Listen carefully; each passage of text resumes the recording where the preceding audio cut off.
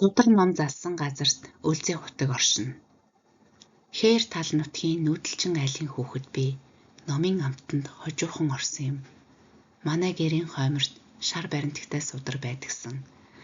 Ном хэмээх ертөнцийн барааг анхаарсан минь тэр. Ээж минь орой болгон унтахын өмнө судраа бариад гэр хотоо гурвантаа эргэж бидэнд адис өгөөд хоймортой буцаан залдагсан.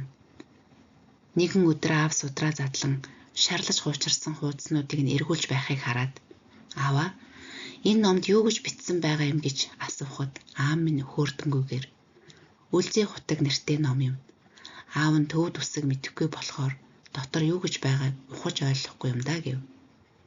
"Аава, тэгвэл та яагаад уншиж буй юм шиг эргүүлээд байгаа юм бэ" гэж гайхан асуухад номын үсэг бол уншиж мэдэхгүй байсан ч гэгийн утгаа өрөөсөө өргөлж цацрааж байдаг юм. Энэ ном манай гэрт баяр баясгалан, эрүүл саруул, аз жаргал, амар амгалан сойрхож бид ч номын гэгэнд инх мэнд сайхан аж төрж байгаа юм да гэд магнаа дээр үнэрлснэ. Номд бичсэнийг харсан тэнгэрүүд маань дээрээс уншиж таасан байхаа. Одоо бүх юм улам сайхан болно. Бороо хур тэгшэрч, цэцэг ногоо дэлгэрч, даяараа жаргаанаа хэмээн судраа хичээнгүйлэн баримтаглаж билээ.